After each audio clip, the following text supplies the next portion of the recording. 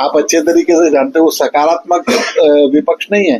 हरियाणा के अंदर अभी मुख्यमंत्री जी ने चंडीगढ़ के अंदर पंचकुला रेड बिशप के अंदर एक मीटिंग बुलाई, उसमें 90 के 90 विधान जो सभा के सदस्य थे, एमएलए थे, उनको आमंत्रित करने का काम किया, लेकिन भारतीय जनता पार्टी के मंत्री और एमएलए वहां पर पहुंचे, विपक्ष का एक साथी उसमें नहीं पहुंचा। वो बजट था ओपन फॉर ऑल, सजेशंस दीजिए बजट के अंदर क्या अमेंडमेंट कर रहे हैं ना चाहते हैं, बजट किस तरीके का होना चाहिए, बजट सरकार का नहीं हरियाणा की जनता का होना चाहिए, उसमें विपक्ष की सहभागिता भी होनी चाहिए। इतना बड़ा हृदय दिखाने का काम माननीय मुख्यमंत्री नायब सैनी जी ने किया, लेकिन विपक्ष का एक साथी नहीं आया।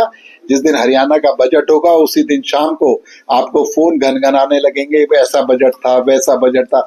सजेशन नहीं देना, सरकार पर आरोप लगाते हैं, जब सरकार उसका जवाब देती है तो उठ कर भाग जाते हैं, वॉक आउट करने का काम करता है। ये सकारात्मक, ये सकारात्मक मंत्री का पुल उसकी बजट की लागत बढ़ गई, तो ऐसा क्यों होता है कि वो पूरे नहीं हो पाते? देखिए ऐसा नहीं है, आपने 3 गिनवाए, लेकिन 300 काम ऐसे थे जो समय पर पूरे हो गए, ऐसे भी तो थे ना इसके अंदर, लेकिन उनके अंदर कोई ना कोई प्रॉब्लम आई होगी। अगर उस ठेकेदार को जिस पर आरोप लगाया गया कि ऑफिस बिल्डिंग बना रहा है और उसमें अनियमितताएं हैं, उसको चेक ना कराते, उसकी विजिलेंस इंक्वायरी ना कराते, अगर तो फिर दिक्कत आती। चाहे स्टेडियम की बात की, उस पर हम लोग चेकिंग ना करते, उसकी विजिलेंस इंक्वायरी ना कराते तो दिक्कत आती। फिर कहते कि ये तो आप ऐसी चीजों को बढ़ावा दे रहे हो। उन चीजों पर भी संज्ञान लिया गया, सारी प्रॉब्लम हर्डल खत्म हो गई है, ऑफिस की बिल्डिंग दोबारा शुरू हो गई है। और रही पुल की बात, जो आपने मझावली पुल की बात की, वहां पर उत्तर प्रदेश गवर्नमेंट और हरियाणा गवर्नमेंट के बीच में पुल बनने जा रहा था। उत्तर प्रदेश की सरकार ने वहां पर लैंड एक्विजिशन नहीं किया कि पुल हम तो बना देंगे, उतरेगा जहां पर, वहां तो उत्तर प्रदेश की जमीन है। उस पर अभी पीछे 1 महीने पहले टेंडर होकर उसका शिलान्यास हो गया है, वो रोड बननी शुरू हो गई है। तो इसलिए ऐसा नहीं है, इतनी बड़े नंबर्स में वही वाली बात है, गिलास को आधा देख लो या गिलास को आधा भरा हुआ देख लो, आधा खाली देख लो आधा भरा हुआ देख लो। लेकिन मैं कहूंगा ये बातें ठीक है, इसीलिए जो लोकतंत्र का चौथा स्तंभ आप लोगों को कहा जाता है, उन चीजों पर संज्ञान लेंगे तो हम लोग और भी ज्यादा तेजी से। सवाल तो ये है ना जी, आप भारतीय जनता पार्टी के तमाम नेता इस बात को कहते हैं कि ट्रिपल इंजन और डबल इंजन की सरकार बनेगी तो तेजी से विकास रफ्तार बढ़ेगी। विकास मझावली बोलते हैं, ये जो रफ्तार थी वो क्यों नहीं बढ़ पाई? यूपी में, उत्तर प्रदेश में, आप कौशिक साहब, इसने जब जिस दिन मझावली पुल का इनॉग्रेशन हुआ, उसके बाद कितने सारे हाईवे इस फरीदाबाद से गुजरकर बनकर तैयार हो गए। उसके बाद कितने सारे एलिवेटेड रोड का शिलान्यास होकर उस पर काम चालू हो गया।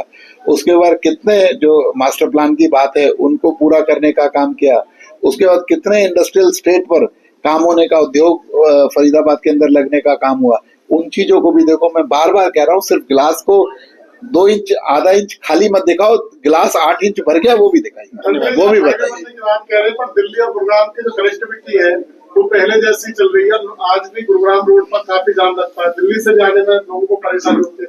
तो ये कनेक्टिविटी जिस दिन ये रोड बनी थी और आज की पॉपुलेशन में जमीन और आसमान का अंतर है, सरकार उस पर सोच रही है, कनेक्टिविटी भी उसको भी चौड़ा करने की बात हो रही है, और एक मेट्रो या उसको अल्टरनेट जल्दी गुड़गांव और फरीदाबाद के बीच बनाए। सकल घरेलू उत्पाद को बढ़ाने के लिए जो सरकार ने, आपने देखा ना, सारी चीजें, चाहे इंफ्रास्ट्रक्चर की बात हो, चाहे इंडस्ट्री के अंदर एक स्पेशल फंड बनाने की बात हो, चाहे जितने भी जो इंडस्ट्रियल सेक्टर्स के अलावा जो मैंने बताया, चाहे महिलाओं की बात हो, सभी के अंदर, और हरियाणा का बजट भी अभी आने जा रहा है तो उसके अंदर भी नए नए प्रोविजन आज देख रहे हैं हमारे मुख्यमंत्री जी।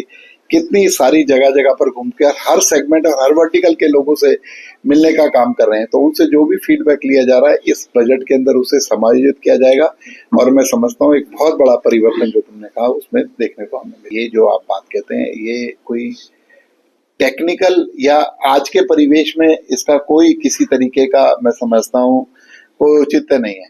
आज फरीदाबाद के अंदर एक बहुत बड़ा मदर यूनिट लगना चाहिए। आज फरीदाबाद ज्योग्राफिकली इस तरीके से वो हो गया है कि 2-2 एयरपोर्ट्स के बीच में, दिल्ली, नोएडा और गुड़गांव के बीच में फरीदाबाद आता है। लोकेशनल एडवांटेज और कनेक्टिविटी आज कम से कम 10-12 नेशनल हाईवेज यहाँ से होकर गुजरते हैं। तो जो भूमि की उपलब्धता है वो कम के साथ साथ बहुत एक्सपेंसिव हो गई है। और आज मदर यूनिट को अगर यहाँ से 100-200 किलोमीटर दूर भी लगाया जाए तो हरियाणा के लोग उसकी जरूरतों का फायदा उठा सकते हैं, फरीदाबाद के लोग। तो इसलिए वो रेलिवेंस नहीं है, क्योंकि मैं उद्योग मंत्री भी था, मैंने देखा था किसी भी एक मदर यूनिट को लाने के लिए 100 से 500 एकड़ भूमि चाहिए। 100 से 500 एकड़ भूमि का रेट फरीदाबाद के अंदर और उपलब्धता आप अच्छे तरीके से समझ सकते हैं। तो यहाँ पर non politic industries, service industries, बड़े बड़े होटलों का आना, टूरिस्ट डेस्टिनेशन बनना, आईटी हब बनना, इस तरीके की इंडस्ट्रीज का अगर आगमन होगा तो मैं समझता हूँ वो पुराने परिवेश में इंजीनियरिंग हब था, आज भी इंजीनियरिंग हब है, इस नॉर्थ इंडिया का सबसे बड़ा इंजीनियरिंग हब है।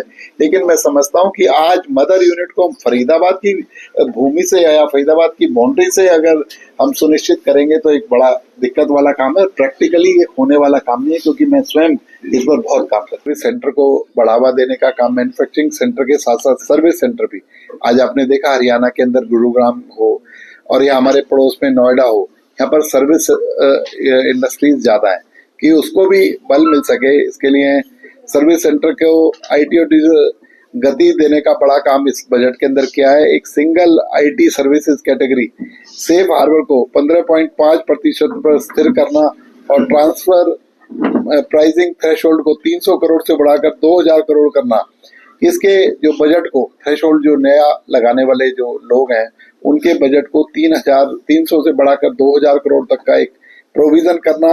आईटी और जो स्टार्टअप सेक्टर उसके अंदर जितनी भी अनिश्चितताएं थी, जितना भी होता उसको खत्म करने का काम इस बजट के अंदर, उसके अंदर क्लियरेंस देने का, क्लैरिटी करने का काम इस सरकार ने किया है। और इसके अलावा डेटा सेंटर, जो डेटा सेंटर एक बहुत बड़ी बात है, डेटा सेंटर को 2047 तक टैक्स हॉलिडे दे दिया, किसी भी तरीके के टैक्स से मुक्त करने का काम किया है, क्योंकि किसी भी देश की ग्रोथ के लिए, किसी भी देश की उन्नति के लिए और कोई भी स्कीम बनाने के लिए डेटा बहुत जरूरी है। कहते हैं ना, आज की डेट में डेटा ही रियल गोल्ड है या रियल वर्थ है। तो डेटा कलेक्शन हो सके, डेटा सेंटर्स बड़े से बड़े बन सके, 2047 तक आज ही इसका निर्णय लिया गया कि जब विकसित भारत की ओर हम चल रहे हैं कि 2047 तक जितने भी डेटा सेंटर आगे भी बनेंगे अब जो हैं उनको टैक्स हॉलिडे देने का काम सरकार ने किया।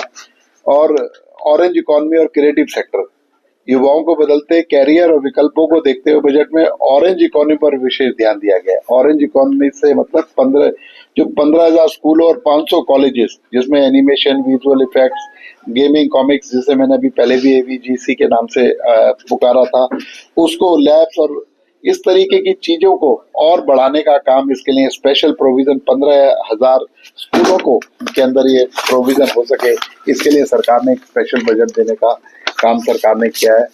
और बहुत लोग कह रहे थे, हमारे विपक्ष के साथी भी कह रहे थे कि हरियाणा के लिए कुछ वो नहीं है। अरे हरियाणा को डायरेक्ट नहीं, लेकिन हरियाणा को एक बहुत बड़ा बेनिफिट, जो इंडस्ट्रीज को बेनिफिट मिलेगा, मैं समझता हूँ कि हमारे बहुत सारे शहर, चाहे फरीदाबाद हो, गुरुग्राम हो, सोनीपत हो, पानीपत हो, रेवाड़ी, रोहतक, हिसार, ये औद्योगिक क्षेत्र हैं जिनको सीधा फायदा इस बजट के माध्यम से मिलने जा रहा है। और औद्योगिक जो गति के साथ साथ कृषि के अंदर भी, क्योंकि हरियाणा कृषि आधारित देश है, कृषि को भी बल मिलने का काम हरियाणा के अंदर होगा।